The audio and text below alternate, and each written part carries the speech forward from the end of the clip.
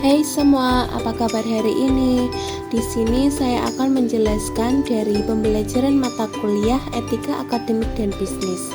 Beberapa pembahasannya yaitu 1. Hak dan kewajiban mahasiswa, 2. Perilaku etis dan tidak etis, 3. Etika pergaulan, 4. Etika berpakaian, kelima, etika berkomunikasi dengan dosen dan semua mahasiswa. Yang keenam, etika dalam berorganisasi.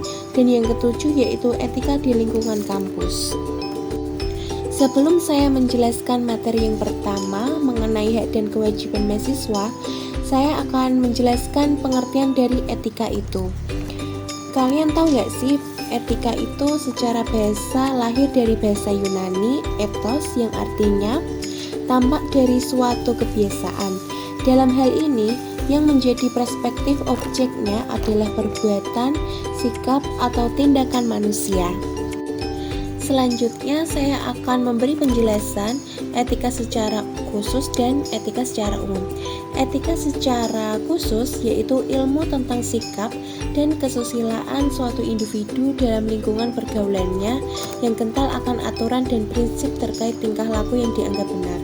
Sedangkan pengertian etika secara umum yaitu aturan, norma, kaidah, ataupun tata cara yang bisa digunakan sebagai pedoman atau asas suatu individu dalam melakukan perbuatan dan tingkah laku. Penerapan norma ini sangat erat kaitannya dengan sifat baik dan buruknya individu di dalam bermasyarakat. Etika juga memiliki beberapa manfaat. Manfaat etika sebagai sesuatu yang melekat pada diri manusia tentunya memiliki beberapa manfaat di dalam kehidupan bermasyarakat dan bersosial. Yang pertama, etika bermanfaat sebagai penghubung antar nilai. Etika bisa dikatakan sebagai jembatan antar nilai satu dengan nilai yang lainnya. Sebagai contoh, arti budaya dan nilai agama dengan adanya etika, maka dua hal ini akan bisa jadi suatu kesatuan kebiasaan yang melekat di dalam masyarakat. Yang kedua, etika bermanfaat sebagai pembeda antara yang baik dan yang buruk.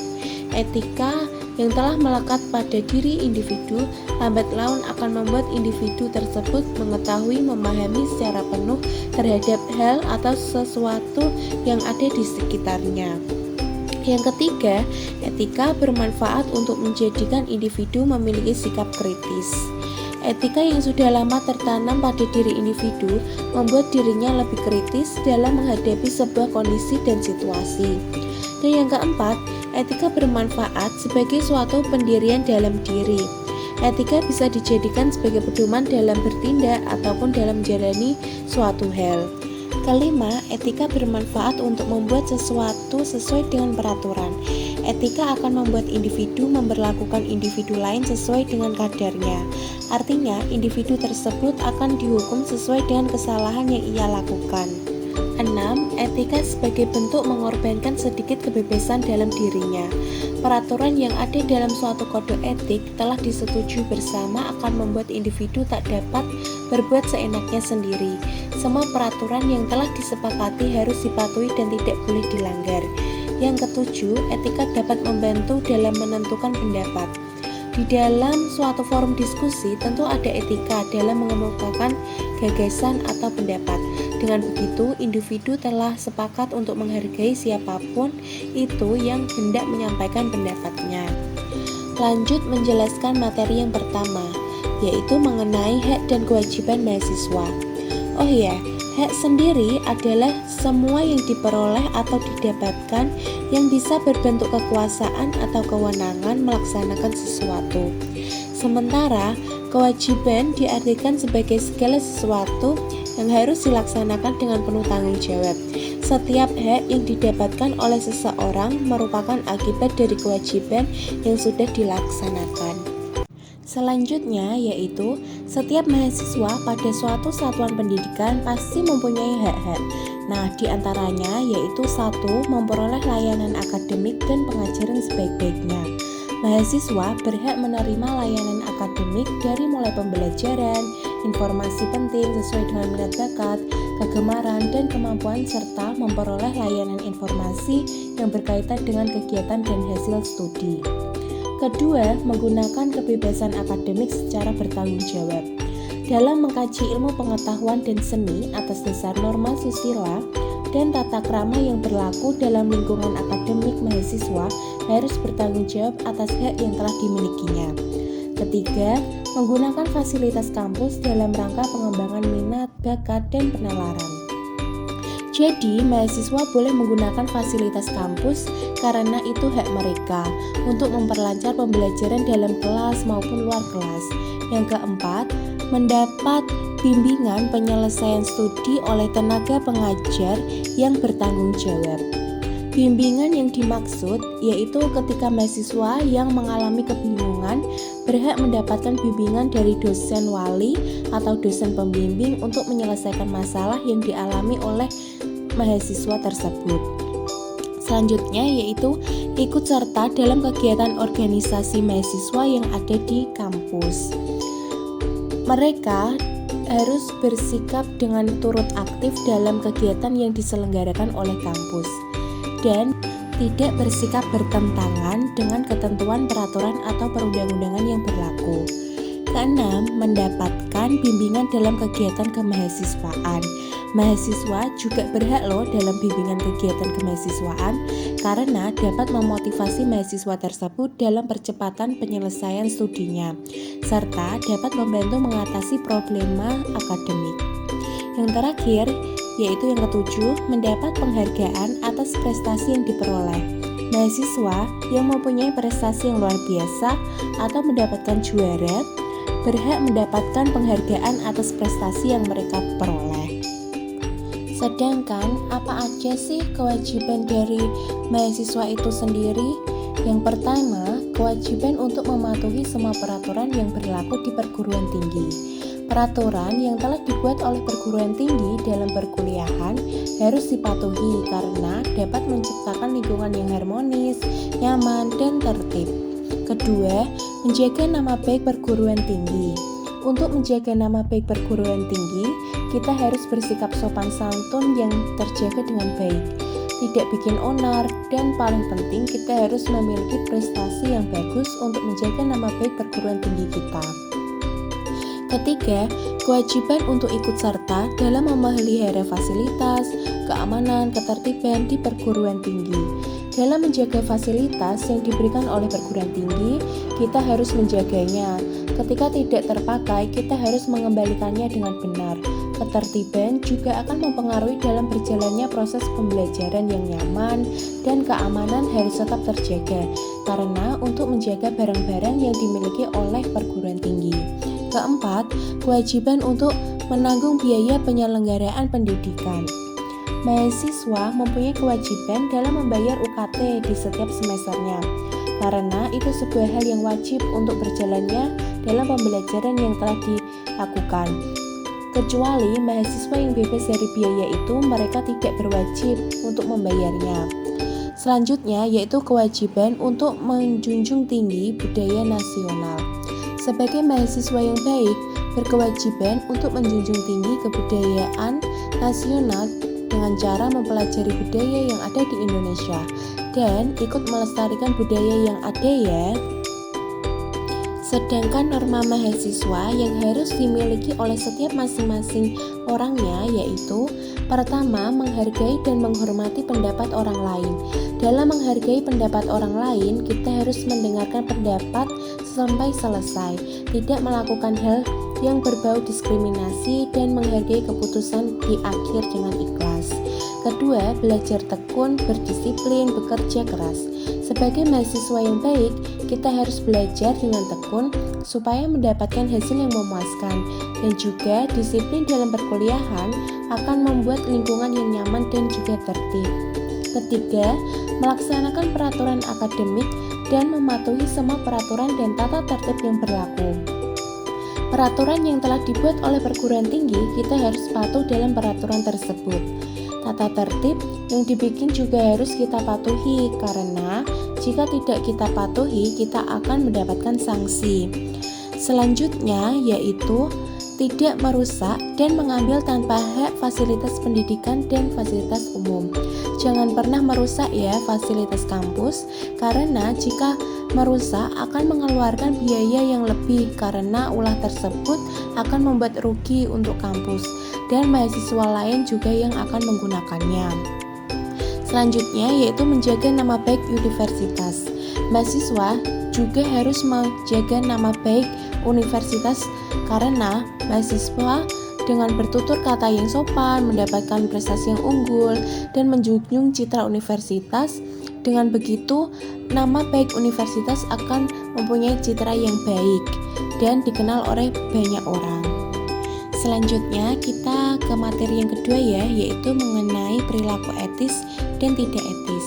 Di sini saya akan menjelaskan terlebih dahulu perilaku etis yang mempunyai arti bahwa perilaku yang sesuai dengan norma, nilai, dan hukum yang berlaku.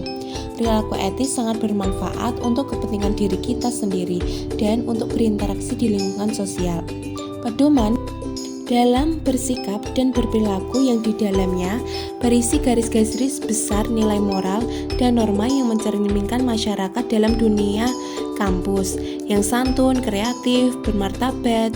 Nah, maksudnya kita harus mencerminkan perilaku saat proses perkuliahan dan berlangsung tata tertib yang telah ditentukan harus ditaati karena itu sebagai pedoman dan rambu-rambu bagi mahasiswa dalam bersikap dan berperilaku di kampus. Dengan adanya etika di dalam berperilaku agar mahasiswa mampu bersikap dan berperilaku sesuai nilai moral dan norma yang mencerminkan masyarakat kampus yang santun, kreatif, dan bermartabat. Di sini juga terdapat beberapa faktor yang mempengaruhi perilaku etis menurut Griffin. Di antaranya yaitu 1. Keakuran, merupakan kemampuan seseorang untuk memiliki hubungan baik dengan orang lain. Keakuran menyebabkan sejumlah orang menjadi lembut, kooperatif, mau memaafkan, mau memahami, dan bersikap baik dalam berurusan dengan orang lain. Yang kedua yaitu kesungguhan, merupakan jumlah tujuan yang menjadi fokus pada tujuan-tujuan relatif terorganisir, hati-hati, komprehensif, bertanggung jawab, dan mempunyai disiplin yang baik. Yang ketiga, emosionalitas negatif, merupakan individu yang emosionalitas negatif yang rentang, santai, dan percaya diri. Sebaliknya, individu yang memiliki emosionalitas negatif yang tinggi akan lebih tidak tenang, gelisah, relatif, dan moodnya sangat bergejolak. Yang keempat yaitu ekstroversi, level kenyamanan seseorang terhadap hubungan. Individu yang ekstrovert lebih mudah bergaul, suka bicara, dan terbuka dengan hubungan yang baru. Sedangkan individu yang introvert sulit bergaul, jarang bicara, serta kurang terbuka dalam hubungan baru. Individu yang ekstrovert secara umum memiliki lebih mudah dalam dunia pergaulan. Kelima, keterbukaan, merupakan keyakinan dan lingkup minat seseorang. Individu yang memiliki tingkat keterbukaan tinggi mau menerima ide baru dan keyakinan dan juga sikap mereka sendiri setelah menerima informasi baru. Selanjutnya yaitu sikap bukanlah perilaku, tetapi sikap menghadirkan suatu kesiapsiagaan untuk tindakan yang mengarah pada perilaku. Oleh karena itu, sikap merupakan wahana dalam membimbing perilaku. Sikap tidak sama dengan nilai, tetapi budaya saling berhubungan. Etis sering berkaitan dengan tingkah laku perbuatan seseorang yang dipandang dari segi baik dan buruk, sejauh yang dapat ditentukan oleh akal. Pola perilaku etis dalam diri masing-masing individu berkembang sepanjang waktu dan mengalami perubahan yang terus-menerus. Jadi, perilaku etis itu dipengaruhi oleh pengalaman pribadi, organisasi, lingkungan, dan masyarakat. Perguruan tinggi mempunyai peran penting untuk mencetak dan mempersiapkan para mahasiswa untuk menjadi calon-calon yang profesional dan bertanggung jawab, serta mempunyai nilai-nilai etis yang sesuai aturan yang berlaku. Adapun contoh dari perilaku etis yaitu: pertama, menunjukkan sikap hormat kepada orang lain. Menunjukkan sikap hormat kepada orang lain ialah salah satu dari contoh etika dalam kehidupan sehari-hari. Dalam hal ini, yang dimaksud dengan hormat kepada orang lain ialah jangan berperilaku sombong, menjaga nada bicara saat berbicara dengan orang lain, dan selalu berusaha bersikap sederhana. Yang kedua, tidak memandang rendah orang lain.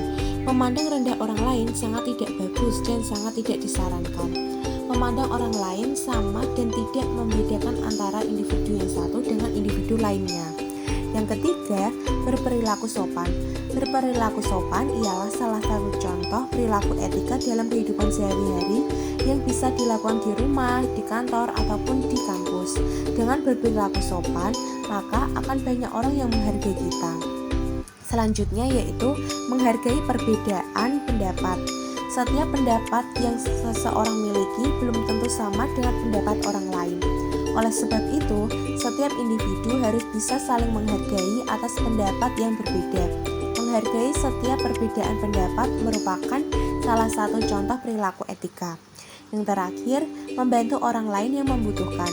Hidup akan menjadi lebih indah apabila bisa membantu orang lain, sedangkan membutuhkan dengan bantuan kita. Maka seseorang yang dibantu akan senang. Jadi sebisa mungkin cobalah bantu orang lain ketika sedang membutuhkan bantuan atau pertolongan dari kita. Selanjutnya yaitu ada prinsip etika yang mengarahkan pada perilaku, yaitu yang pertama kejujuran. Penuh kepercayaan, bersifat jujur, sungguh-sungguh, terus terang dan tidak curang, tidak mencuri dan tidak menggelapkan dan tidak berbohong. Itulah perbuatan yang kejujur. Yang kedua, integritas, yaitu memegang prinsip melakukan kegiatan yang terhormat, tulus hati, berani, dan penuh pendirian atau keyakinan. Memelihara janji, yaitu selalu menaati janji, patut dipercaya, penuh komitmen, patuh, dan tidak menginterpretasikan persetujuan dalam bentuk teknikal ataupun legalitas dengan dalih ketidakrelaan. Kesetiaan, yaitu hormat dan loyal kepada keluarga, teman, karyawan, dan negara, tidak menggunakan atau memperlihatkan informasi rahasia. Begitu juga dalam suatu konteks profesional, menjaga atau melindungi kemampuan untuk membuat keputusan profesional yang bebas dan teliti. Selanjutnya yaitu kewajaran atau keadilan. Berlaku adil dan berbudi luhur, bersedia mengakui kesalahan, memperlihatkan komitmen keadilan, persamaan perlakuan individual, toleran terhadap perbedaan, dan suka membantu orang lain, yaitu saling membantu, berbagi hati, belas kasihan, tolong menolong, kebersamaan, dan menghindari segala sesuatu yang menyebabkan orang lain itu tidak menyukainya. Selanjutnya yaitu hormat kepada orang lain. Menghormati martabat orang lain, kebebasan dan menentukan nasib sendiri bagi semua orang. Bersopan santun, tidak merendahkan dan mempermalukan martabat orang lain. Dan selanjutnya yaitu mengejar keunggulan, yaitu mengejar keunggulan dalam segala hal, baik dalam pertemuan profesional maupun pertanggungjawaban, tekun, dapat dipercaya, diandalkan, rajin, penuh komitmen, melakukan semua tugas dengan kemampuan yang terbaik, dan mengembangkan serta mempertahankan tingkat kompetensi yang tinggi. Selanjutnya saya akan menjelaskan mengenai perilaku tidak etis. Perilaku tidak etis itu apa sih? Perilaku tidak etis merupakan tindakan yang tidak sesuai dengan norma yang berlaku. Perilaku tidak etis ini berkaitan dengan kepribadian pelaku tersebut. Maka untuk mengurangi kecenderungan kecurangan harus mampu menanggulangi perilaku tidak etis mahasiswa. Alasan untuk pelaku tidak etis ada beberapa alasan. Yang satu, mungkin mempertimbangkan bertindak tidak etis ketika orang telah merencanakan sesuatu atau orang tersebut membuat tindakan yang membuat dirinya bahagia untuk mempersiapkan rencana yang dilakukannya. Beberapa alasan tersebut diantaranya: satu, untuk kepentingan keserakahan. Kepentingan pribadi yang membuat orang atau mahasiswa untuk melakukan hal tidak berperilaku etis akan membuat pelakunya bangga karena melakukan yang membuat dirinya bahagia, seperti mereka bertindak rusuh saat pembelajaran perkuliahan. Yang kedua, seseorang mahasiswa dapat menggelapkan atau memakai dana dari orang tuanya untuk keuntungan pribadi. Seperti zaman sekarang, mahasiswa yang bertindak tidak etis saat mereka meminta uang untuk membayar UKT perkuliahan malah digunakan untuk berfoya-foya atau untuk kepentingannya. Yang ketiga, yaitu mahasiswa yang ingin terlihat unggul karena ingin dipuji-puji oleh temannya. Mahasiswa yang terlihat unggul karena merekalah yang memiliki teman atau sahabat yang banyak, karena mereka mempunyai komunitas dalam pertemanan. Keunggulan itu muncul karena mereka banyak teman dan ingin dipandang tinggi oleh teman mereka, karena keuntungan dari pertemanan yang akan membuat diri mereka dipuji-puji untuk memenuhi pujian yang dilontarkan. Justru malah mereka membuat ulah seperti bertindak yang tidak baik. Yang keempat, seseorang mahasiswa yang merokok di lingkungan kampus. Tindakan seperti itulah yang membuat kenyamanan lingkungan itu tidak nyaman, karena asap rokok itu yang membuat lingkungan itu menjadi keruh. Yang kelima, yaitu mahasiswa yang curang ujian semester yang ingin nilainya bagus. Mahasiswa pada saat mengerjakan dengan pengawasan yang tidak ketat, justru mereka malah memanfaatkan kesempatan itu dengan membuka HP. Justru dengan membuka HP itu akan mendapatkan nilai bagus karena dari ketidakkecurangan tersebut. Selanjutnya yaitu mahasiswa yang berbuat curang seperti menjogikan tugas mereka karena tidak mau berpikir.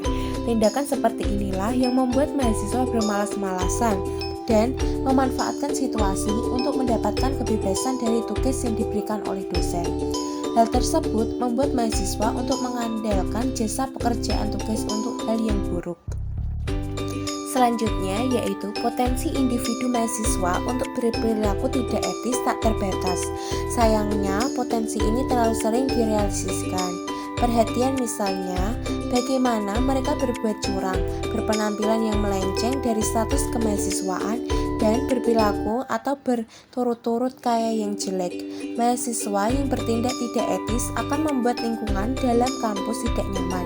Meskipun contoh-contoh ini lebih dikenal daripada banyak orang lain, mereka tidak muncul untuk menjadi tidak biasa. Bahkan, kisah mereka yang bertindak seperti inilah akan membuat mahasiswa lain untuk menirunya. Jawaban untuk pertanyaan mengapa sih individu sadar melakukan tindakan tidak etis didasarkan pada gagasan bahwa mahasiswa sering menghadiahi perilaku yang melanggar standar etika. Perhatikan misalnya beberapa banyak bertindak curang, menyelewengkan omongan orang lain dengan membuat sensasi atau fitnah yang menyebabkan kebencian. Hal ini tidak terlalu sulit untuk mengenali bagaimana individu secara sadar dapat terlihat dalam praktik yang tidak etis dengan mentalitas seperti ini. Selanjutnya yaitu perilaku tidak etis ini tidak perlu dikompromikan dalam dunia perkuliahan jika satu, segala bentuk penghinaan. Penghinaan bisa muncul ketika seseorang melakukan hal yang tidak sesuai dengan apa yang diharapkan. Sekali atau dua kali kemudian minta maaf, hal ini wajar. Akan tetapi jika penghinaan ini berlanjut sepanjang masa, maka tak ada salahnya lapor kepada pihak yang berwenang. Yang kedua yaitu memfitnah sesama rekan teman. Jika terdapat saling memfitnah akan membuat suasana dalam kelas ini tidak menyenangkan, karena cenderung dengan fitnah memfitnah antar teman menjadi hubungan yang tidak baik. Yang ketiga yaitu lari dari tanggung jawab. Di dunia perkuliahan mungkin sering mendapati orang yang lari dari tanggung jawab, terutama dalam hal tugas. Orang itu dengan mudahnya menyuruh untuk mengerjakan tugasnya, sementara dia asyik dengan dunia sendiri. Yang keempat, pelecehan seksual. Di dunia perkuliahan yang sudah menjadi profesi kakak tingkat saja, pelecehan seksual itu masih sering terjadi. Melecehkan dalam konteks ini bisa berupa mengedipkan mata, tidak sengaja menyentuh lawan jenis, atau memperhatikan tubuh seseorang dengan seksama. Bila salah satu sikap di atas dilakukan secara tidak sengaja, masih bisa ditoleransi. Tapi kalau misalnya sampai ada ancaman atau intimidasi yang berkaitan dengan tersebut, maka Anda harus menyiapkan dengan tegas, tak ada salahnya untuk melaporkan kepada pihak yang berwenang. Materi selanjutnya yaitu etika pergaulan. Jadi di sini etika pergaulan ialah sopan santun atau tata krama dalam pergaulan yang sesuai dengan situasi dan keadaan, serta tidak melanggar norma-norma yang berlaku, baik norma agama, kesopanan, adat, hukum, dan lain-lain. Aturan lainnya yang mengatur hubungan antara kelompok manusia yang beradab dalam pergaulan. Untuk memahami lebih lanjut tentang bagaimana sih bentuk pergaulan remaja yang mungkin juga sedang Anda alami sekarang. Nah, yang pertama yaitu pergaulan persahabatan. Pergaulan ini sifat hubungannya hanya sebatas berteman, yang didasari adanya kesamaan di antara mereka seperti kesamaan sekolah, agama, hobi, tempat tinggal, pekerjaan, dan latar belakang status sosial ekonomi.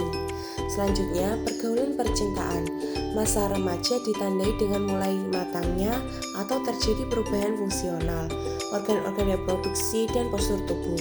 Perubahan-perubahan itu dapat menimbulkan hasrat libido pada lawan jenisnya. Pada masa ini, remaja hidupnya makin romantis, senang berhias diri, menyusun atau mengarang puisi-puisi cinta, dan senang membaca novel-novel percintaan. Remaja juga mulai berminat untuk menaruh perhatian yang lebih dalam untuk bergaul lebih akrab dengan lawan jenisnya.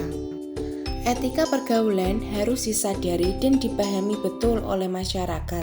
Apabila tidak, hal tersebut akan melanggar norma yang berlaku di kehidupan masyarakat tersebut.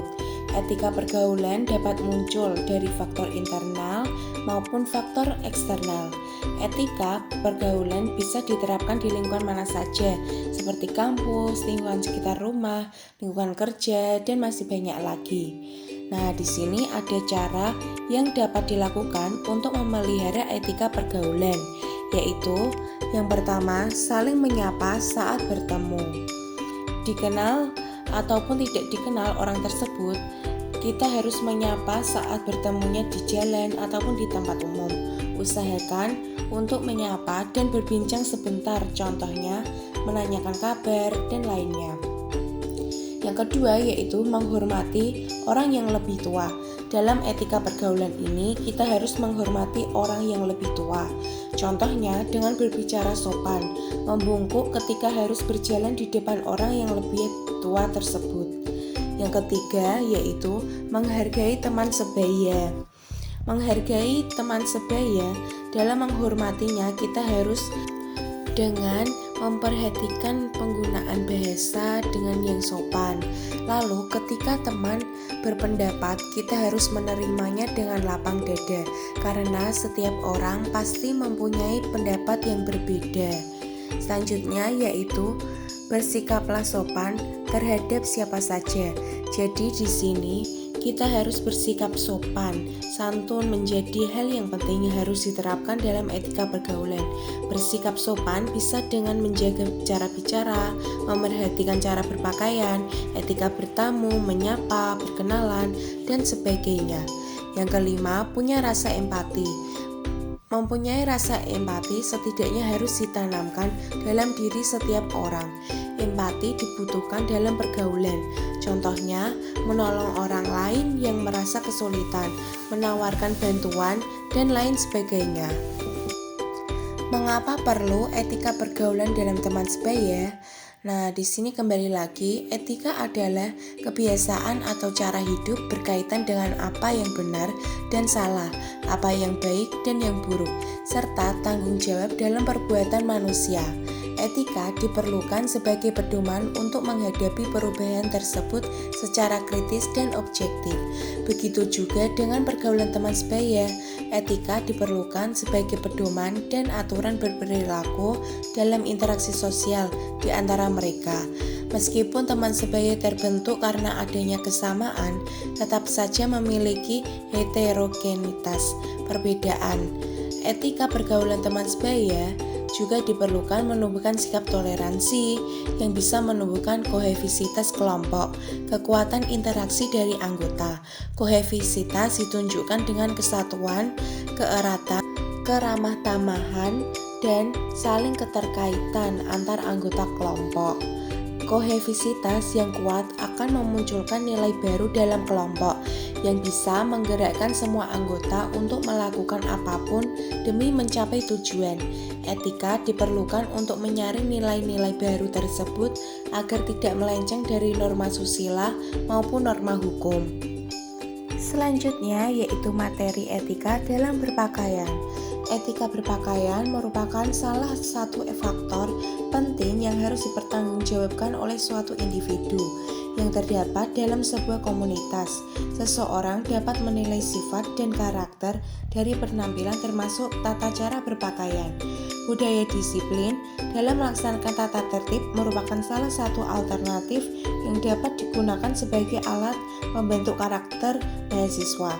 Salah satunya yaitu mengenai adab dalam berpakaian yang wajib untuk ditaati oleh seluruh mahasiswa. Bentuk yang harus seperti apa dan kita harus mematuhinya dalam berpakaian tersebut. Biasanya untuk tidak sesuai ataupun melanggar tata tertib mahasiswa, sebaiknya mahasiswa menggunakan pakaian yang beradab dan berpakaian rapi saat perkuliahan berlangsung. Selanjutnya yaitu aturan etika berpakaian di kampus yang harus ditaati oleh mahasiswa. Nah, yang pertama, pakai atasan kemeja. Entah itu kemeja lengan panjang ataupun lengan pendek, gunakan sesuai selera. Karena pakaian seperti kemeja akan menambah kesan yang rapi dan enak untuk dipandang. Kedua, jangan memakai sandal. Pakailah sepatu kets karena umumnya orang yang menggunakan sepatu menunjukkan acara yang resmi karena kuliah itu bukan bermain. Yang ketiga, bagi wanita jangan menggunakan pakaian yang memperlihatkan lekuk tubuh. Jangan memakai hot pants. Nah, dalam kuliah ini tuh harus menggunakan pakaian yang longgar dan tidak menonjolkan bagian tubuh kita. Dan hal ini saya sarankan agar Anda tidak dibully oleh teman Anda sendiri. Gunakan pakaian yang sewajarnya, akan membuat penampilan kita tetap bagus. Jangan menggunakan pakaian yang dapat menimbulkan masalah seperti dibully. Selanjutnya yaitu jangan membawa aksesoris yang berlebihan. Cukup gunakan aksesoris jam tangan karena aksesoris itu untuk melihat pukul berapa.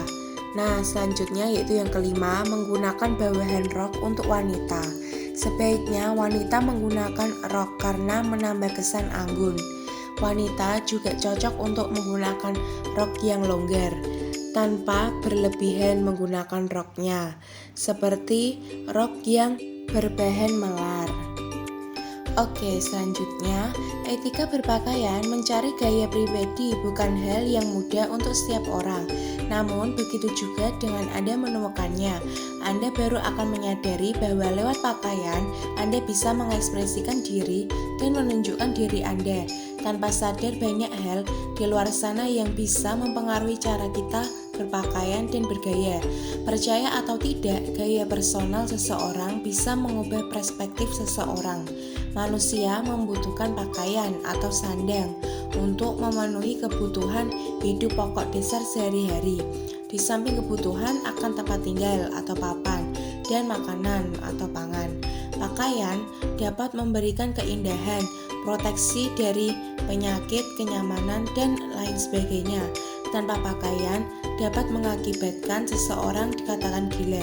Oleh karena itu, dalam berpakaian seharusnya kita memperlihatkan etika dalam berpakaian. Selanjutnya yaitu tata cara berpakaian sesuai dengan etika berpakaian. Yang pertama, menutup aurat bagian tubuh. Saat ini banyak kita jumpai gadis dan wanita tidak menutup aurat dengan bajunya, sehingga dapat memunculkan rangsangan kepada kaum laki-laki yang melihatnya. Ada banyak pilihan pakaian yang tertutup dan sopan yang bisa digunakan tanpa mengurangi kecantikan perempuan itu. Seharusnya kita harus menggunakan pakaian yang menutup tubuh kita, karena jika tidak akan berdampak yang buruk seperti pelecehan seksual, karena itu merangsang dari pandangan laki-laki.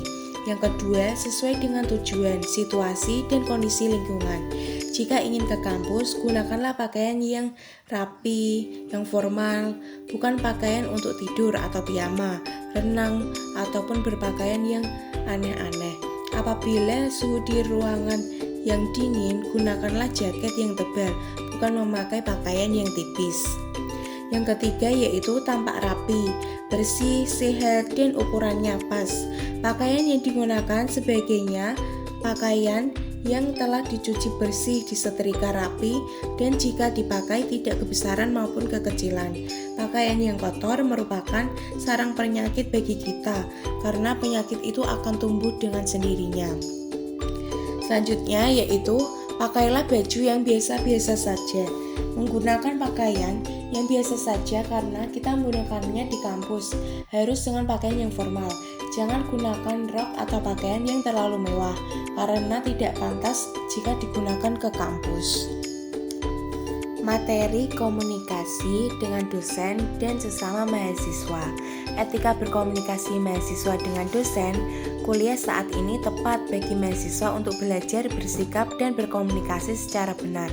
Karena kita harus tahu dengan benar bagaimana cara berkomunikasi yang baik dan benar. Karena setelah kita lulus dari kuliah, kita juga akan bekerja. Di lingkungan kerja, kita harus mengerti bahwa berkomunikasi itu penting. Dengan berkomunikasi yang baik, santun, kita akan menerima komunikasi tersebut dengan enak. Dengan itu, kita harus mengetahuinya. Ada dosen yang selalu bersikap sangat formal, namun ada juga dosen yang suka berbicara secara informal dengan mahasiswanya. Bahkan saat perkuliahan itu terjadi. Namun, hal tersebut tidak boleh menjadi pembenaran untuk berbicara secara informal dan tidak sopan kepada dosen, karena berbicara dengan formal dan sopan kepada dosen merupakan bentuk penghargaan kita kepada beliau. Selanjutnya yaitu macam-macam komunikasi. Pertama, komunikasi secara langsung, yaitu komunikasi yang terjadi tanpa melalui perantara. Contohnya, seseorang mahasiswa yang sedang berbicara langsung dengan dosen. Yang kedua, secara tidak langsung, komunikasi yang dilakukan antara komunikasi dan komunikator bertatap muka langsung. Proses ini biasanya memanfaatkan media internet sebagai alat untuk berkomunikasi. Selanjutnya yaitu pedoman etika berkomunikasi mahasiswa dengan dosen secara lisan. Secara umum selalu gunakan bahasa formal ketika berkomunikasi dengan dosen. Ada beberapa hal yang perlu diperhatikan ketika berkomunikasi secara lisan dengan dosen, yaitu 1. Gunakan kata ganti saya dan jangan menggunakan kata ganti aku, gue, atau yang sejenisnya. Kedua, selalu memperkenalkan diri dan status Anda. Misalnya, saya Pinandita Kurniaratri, mahasiswa bimbingan skripsi Bapak. Karena tidak semua dosen sanggup mengingat-ingat seluruh mahasiswa bimbingannya yang selalu berubah tiap semester. Ketiga, jelaskan keperluan Anda. Misalnya, saya memerlukan persetujuan Bapak untuk mengajukan sidang skripsi saya. Yang keempat, sampaikan terima kasih dan setelah keperluan itu terpenuhi, harus berucap terima kasih. Yang kelima, perhatikan waktu. Jangan mengganggu saat dosen sedang makan atau sedang ketika ada bimbingan dengan mahasiswa lainnya. Berikut ini contoh berkomunikasi dengan dosen menggunakan pesan singkat atau WhatsApp. Assalamualaikum warahmatullahi wabarakatuh. Selamat pagi Bapak, perkenalkan nama saya Pinandita Kurniaratri, NIM 21110002994, jurusan manajemen dari Fakultas Ekonomi dan Bisnis Angkatan 2021. Mohon maaf sebelumnya, maksud dan tujuan saya ingin bertanya, apakah hari ini jam mata kuliah Bapak kosong atau diberikan tugas? Karena sudah terlambat 30 menit. Sebelumnya terima kasih Bapak. Etika berkomunikasi dengan sesama teman. Manusia sebagai makhluk sosial pasti senantiasa berinteraksi dengan manusia lainnya. Interaksi dengan lingkungan, baik itu di tempat kampus maupun di tempat tinggal sekitarnya. Saling berinteraksi satu sama lain merupakan rutinitas yang tak terlepas dari semenjak kita lahir. Dari mulai tidak bisa berinteraksi secara sempurna hingga berkembang berproses interaksi sosial yang dapat diterima oleh lingkungan. Namun pada realitanya, tidak semua manusia mampu berinteraksi dengan baik, meskipun dari segi usia serta pengalaman hidup yang sudah cukup. Hal ini dikarenakan masih banyak orang yang bersifat egois, individualis, dan tidak ingin tahu dengan keadaan lingkungan sekitar. Pada proses interaksi seharusnya memiliki etika, karena etika menjadi salah satu alat kontrol untuk melakukan suatu tindakan maupun perkataan dalam berinteraksi dengan orang lain.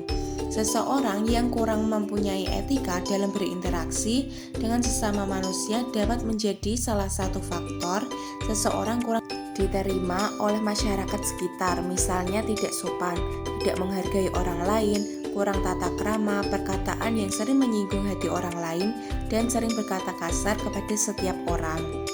Setelah kita mempelajari etika berkomunikasi dengan teman sebaya, nah di sini cara berkomunikasi dengan teman yang baik. Yang pertama, tatap mata orang tersebut. Tanpa disadari, ternyata dengan kita menatap mata orang tersebut, ia akan merasa bahwa kita menghargai komunikasi dengannya. Kedua, ajukan pertanyaan tentang minat.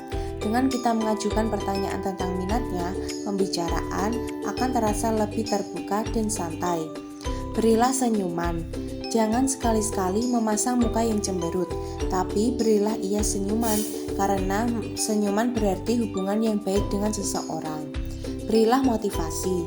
Dengan kita memberinya motivasi, ia akan merasa nyaman karena ia sangat memerlukan motivasi itu. Selanjutnya yaitu jangan menyinggung perasaannya.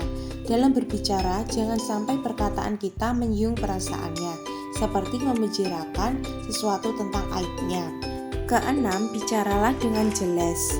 Ini sangat penting karena jika suara kita tidak jelas, pesan yang kita sampaikan tidak akan tersampaikan dengan baik. Ketujuh, imbangi dengan pergerakan tubuh yang sesuai. Ini juga sangat penting karena bertujuan untuk memperjelas dan mempermudah tentang apa yang kita katakan. Materi selanjutnya yaitu etika dalam berorganisasi.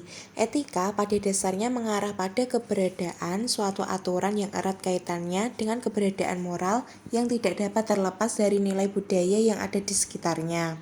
Istilah dari pengertian etika secara kebahasaan itu berasal dari Yunani, yaitu ethos, berarti watak kesusilaan atau adat kebiasaan.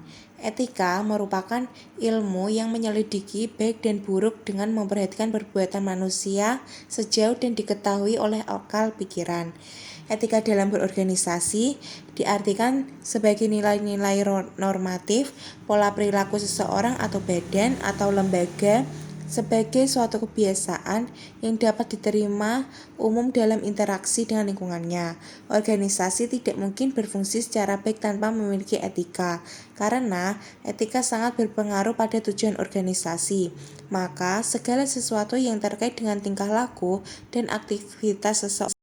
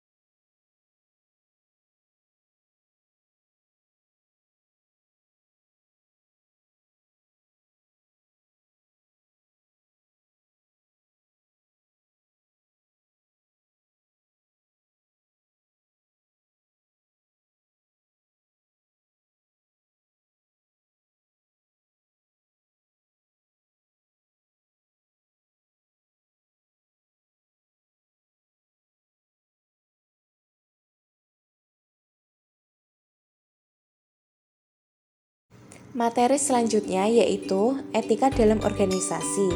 Etika pada dasarnya mengarah pada keberadaan satu aturan yang erat kaitannya dengan keberadaan moral yang tidak terlepas dari nilai budaya yang ada di sekitarnya.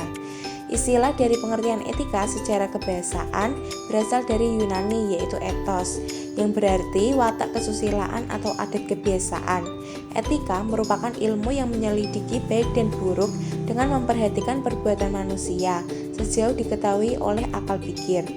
Etika dalam berorganisasi diartikan sebagai nilai-nilai normatif atau pola perilaku seseorang atau badan atau lembaga atau organisasi sebagai suatu kebiasaan yang dapat diterima umum dalam interaksi dengan lingkungannya. Organisasi tidak mungkin berfungsi secara baik tanpa memiliki etika, karena etika sangat berpengaruh pada tujuan organisasi. Maka, segala sesuatu yang terkait dengan tingkah laku dan aktivitas seseorang dalam lingkungan organisasi harus berdasarkan dan disesuaikan dengan tujuan akhir organisasi tersebut. Dengan demikian, etika organisasi dapat pula diartikan sebagai pola sikap dan perilaku yang diharapkan dari setiap individu dan kelompok dalam organisasi, yang pada akhirnya membentuk budaya organisasi yang sejalan dengan visi, misi, dan tujuan organisasi. Selanjutnya yaitu beberapa alasan mengapa norma, moral, dan etika itu diperlukan dalam organisasi. Yang pertama, karena etika berkaitan dengan perilaku manusia. Hal ini menyangkut aplikasi seperangkat nilai luhur dalam bertindak bagi kehidupan seseorang, dan organisasi menyangkut berbagai kehidupan dalam berorganisasi. Kedua, agar bisa mengikuti kehidupan sosial yang tertib, manusia memerlukan kesepakatan, pemahaman, prinsip, dan ketentuan lain yang menyangkut pola perilaku. Etika memberikan prinsip yang kokoh dalam berperilaku, sehingga kehidupan dalam organisasi semakin bermakna. Setiap bentuk kerja sama didasarkan pada kesepakatan yang dicapai bersama. Ketiga, karena dinamika manusia dengan segala konsekuensinya, baik bersifat norma moral maupun etika, perlu dianalisa dan dikaji ulang. Hal ini dimaksudkan agar tetap relevan dalam memperkaya makna kehidupan seseorang, kelompok, organisasi, dan masyarakat luas, yang pada gilirannya memperlancar interaksi antara manusia. Keempat, pentingnya etika dalam era modern sekarang ini lebih jelas terlihat bila diingat bahwa etika menunjukkan kepada manusia nilai hakiki dari kehidupan sesuai dengan keyakinan agama, pandangan hidup, dan sosial. Dapat dikatakan bahwa etika berkaitan langsung dengan sistem nilai manusia. Etika mendorong tumbuhnya naluri moralitas, nilai-nilai hidup yang hakiki, dan memberi inspirasi kepada manusia untuk secara bersama-sama menemukan dan menerapkan nilai-nilai tersebut bagi kesejahteraan dan kedamaian umat manusia. Konsepsi etika dan moralitas. Istilah etika dan moral sering dicampur adukkan. Etika berasal dari bahasa Yunani yaitu ethos yang artinya kebiasaan atau watak, sedangkan moral bahasa Latinnya yaitu mos yang artinya cara hidup atau kebiasaan. Pengertian tersebut menghasilkan pengertian yang sama namun terdapat perbedaan. Dengan disiplin, ilmu mempelajari nilai-nilai yang dianut oleh manusia beserta pembenarannya, dan dalam hal ini etika merupakan salah satu cabang filsafat. Sedangkan moral dalam pengertiannya yang umum menaruh penekanan kepada karakter dan sifat-sifat individu yang khusus di luar ketepatan pada peraturan. Dan moralitas sendiri mempunyai makna yang lebih khusus sebagai bagian dari etika. Moralitas berfokus pada hukum-hukum dan prinsip-prinsip. Etika merupakan hasil perenungan dari moralitas yang dirasakan perlu adanya etika dalam kehidupan karena merupakan kewajiban moral untuk mewujudkan suatu yang baik bagi diri sendiri, kelompok, masyarakat, maupun bangsa dan negara. Nilai-nilai etika dan moral harus diletakkan sebagai landasan atau dasar pertimbangan dalam setiap kegiatan di bidang keilmuan. Tahap tertinggi dalam kebudayaan moral manusia ketika menyadari bahwa kita sewajarnya mengontrol pikiran kita. Karena pikiran merupakan faktor penentu dan pemutus suatu tindakan yang akan kita lakukan. Pikiran baik akan menghasilkan moral atau etika yang baik, sedangkan pikiran yang buruk akan menghasilkan tindakan yang buruk. Ajaran moral guna meningkatkan moralitas manusia agar menjadi lebih baik, sedangkan etika bertugas memberi argumentasi rasional untuk mendukung ajaran moral. Berikutnya yaitu prinsip-prinsip nilai etika. Yang pertama yaitu prinsip keindahan. Prinsip ini mendasari segala sesuatu yang mencakup penikmatan rasa senang terhadap keindahan. Berdasarkan prinsip ini, manusia memperhatikan nilai-nilai keindahan dan ingin menampakkan sesuatu yang indah dalam perilakunya. Yang kedua, prinsip persamaan. Setiap manusia hakikatnya mempunyai hak dan kewajiban yang sama, sehingga muncullah tuntutan atas persamaan antara laki-laki dan perempuan, persamaan ras, serta persamaan dalam berbagai bidang lainnya. Yang ketiga, prinsip kebaikan. Manusia pada hakikatnya ingin selalu berbuat baik, karena dengan begitu ia dapat diterima di lingkungannya. Keempat, prinsip kebebasan. Setiap manusia mempunyai hak untuk melakukan sesuatu sesuai kehendaknya sendiri, selagi tidak mengambil dan mengganggu hak orang lain. Kelima, prinsip kebenaran. Prinsip kebenaran biasanya digunakan dalam logika keilmuan yang muncul hasil pemikiran yang logis atau rasional. Kebenaran harus dapat dibuktikan dan ditunjukkan nilai kebenarannya agar kebenaran itu dapat diyakini. Keenam, yaitu prinsip keadilan. Adil dalam setiap bekerja mengandung arti bahwa benar ataupun tidak benar. Dalam berpihak pada kebenaran, berpegangan pada yang benar sepatutnya dan tidak sewenang-wenang dalam melaksanakan tugas di organisasi yang menjadi penunjang agar orang terpacu untuk semakin disiplin. Materi berikutnya mengenai etika di lingkungan kampus. Sebenarnya mahasiswa itu intelektual yang sangat berperan penting bagi bangsa dan negara ke depannya. Mahasiswa dituntut untuk menjadi kaum terpelajar. Banyak yang harus dikembangkan ketika masih menjadi pelajar dan berubah menjadi mahasiswa. Salah satu yang menjadi penunjang dalam bermahasiswa adalah beretika. Etika yang diterapkan kampus jelas-jelas berbeda, tidak sama dengan kampus yang satu dengan yang lainnya. Etika bisa dilakukan mulai dari lingkungan kampus, seperti berinteraksi dengan dosen, teman, pegawai kampus, serta siapapun yang berada di lingkungan kampus. Etika yang bermaksud di sini adalah pandangan yang baik atau buruk pada suatu hal, dengan dilihatnya dari sudut pandang yang benar. Beberapa etika yang harus diperhatikan sebagai mahasiswa secara umum yaitu 1. Berpakaian sopan dan rapi. Pada dasarnya, seseorang bisa dilihat dari cara berpakaiannya. Maka dari itu, mahasiswa bisa berpakaian yang sopan dan rapi sebagai simbol bahwa dirinya merupakan kaum terpelajar. Kedua, mematuhi peraturan yang berlaku.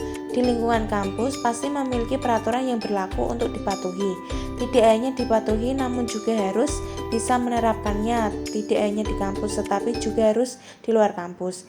Jika mahasiswa melanggar peraturan yang berlaku maka akan mencoreng nama baik di kampus itu. Ketiga, bertutur kata yang baik. Sebagai mahasiswa, bertutur kata yang baik merupakan cerminan dari orang yang intelektual. Apa yang dikatakan harus berdasarkan suatu pemikiran yang mendalam. Tentu saja dirinya harus memilih situasi untuk menyesuaikan dengan perkataan yang diucapkan. Hubungan etika dengan mahasiswa sangat erat kaitannya, karena dengan etika mampu mengendalikan mahasiswa-mahasiswa dapat melakukan hal-hal yang mampu merugikan banyak pihak. Contohnya, etika mampu mengendalikan siswa berdemonstrasi sehingga tidak melakukan anarkis. Selanjutnya yaitu pengalaman dalam penggunaan etika ketika berada di salah satu contoh lembaga pendidikan yaitu kampus. Pertama, menghormati sosok dosen, teman, dan staf lainnya. Kita sebagai mahasiswa yang berperilaku mau menghargai dengan siapapun, pasti saling hormat kepada orang yang lebih tua. Dari kita jadi sifat positif, saling menghargai itu sangat penting di lingkungan kampus. Kedua, bersikap sopan terhadap dosen maupun staf yang ada di kampus. Sopan santun itu yang membuat dalam berkomunikasi kita dengan dosen maupun staf yang ada di kampus berjalan dengan nikmat dan lancar. Ketiga, bersikap rapi, bersih, dan sesuai dengan ketentuan yang telah ditetapkan oleh kampus. Busana atau pakaian yang digunakan juga penting untuk menjaga penampilan kita di kampus. Selain berpakaian rapi, bersih, membuat orang melihat kita pasti suka karena pakaian yang kita kenakan sesuai dengan status mahasiswa. Selanjutnya yaitu menggunakan bahasa yang sopan saat berkomunikasi dengan dosen atau staf kampus. Bahasa yang digunakan tentunya bahasa formal karena kita berbicara dengan dosen, tetapi kita juga harus bertutur kata sesuai dengan tutur kata yang benar. Dengan kita berbahasa sopan, kita bisa menjalin komunikasi baik. Selanjutnya yaitu bergaul dengan siapa saja tanpa memandang ras, suku, maupun agama. Dalam pergaulan, kita harus menghormati sesama tanpa membedakan, karena bangsa kita mempunyai semboyan Bhinneka Tunggal Ika. Maka dari itu, kita harus bersikap tanpa adanya perbedaan. Selanjutnya yaitu selalu mengutamakan kejujuran. Kejujuran dalam mengerjakan tugas ujian sangatlah diperlukan, karena sifat yang jujur akan membangun dalam penentuan sikap pasti mudah dipercaya oleh orang lain. Kejujuran diutamakan bagi semua orang. Selanjutnya yaitu tidak melanggar aturan yang telah ditetapkan oleh pihak kampus. Aturan yang telah dibuat oleh kampus tentunya kita laksanakan dengan benar, karena aturan sebuah tindakan atau perbuatan yang harus dijalankan oleh setiap mahasiswa. Maka dari itu, aturan tetaplah ketentuan yang harus dijalankan. mengucapkan salam ketika memasuki ruang dosen. Saat kita bertemu dengan dosen di ruang dosen, kita harus mengucapkan salam karena mengucap salam itu adab dan akhlak yang harus kita senantiasa dijaga dan dipelihara. Sebagaimana kita dianjurkan menjaga hak dan kewajiban antar sesama orang yang lebih tua dari kita. Pentingnya budaya sopan santun di kehidupan lingkungan mahasiswa.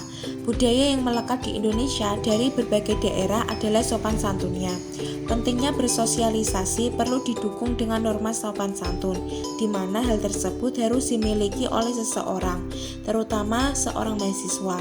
Seiring berkembangnya zaman, norma sopan santun di kalangan masyarakat, terutama kalangan muda, semakin berkurang.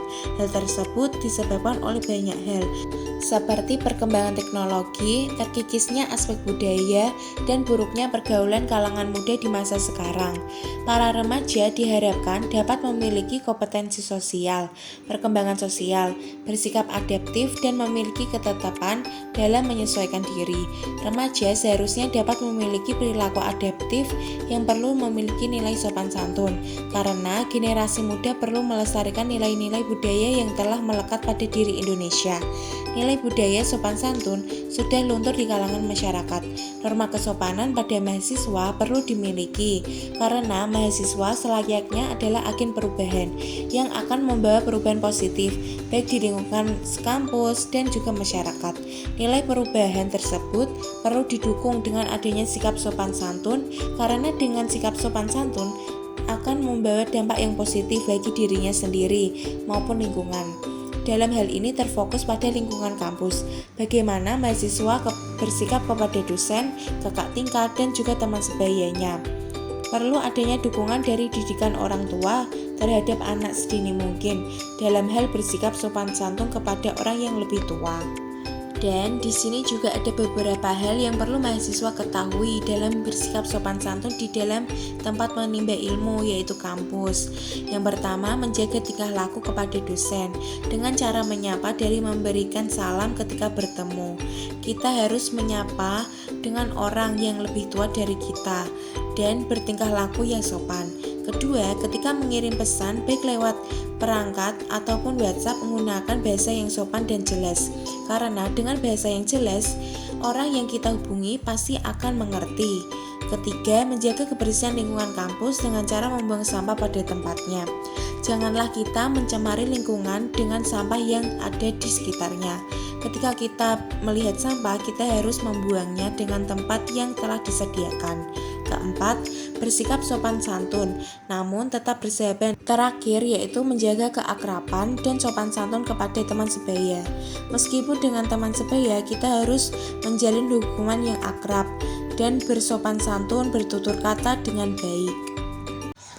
Berikut ini sumber yang saya gunakan untuk menjelaskan materi video yang telah saya sampaikan. Sekian dari video yang telah sampaikan. Perkenalkan, nama saya Pinandita Kurnia Ratri, NIM 21110002994 dari kelas MC. Di sini saya membuat video untuk memenuhi tugas ujian tengah semester mata kuliah Etika Akademik dan Bisnis. Terima kasih.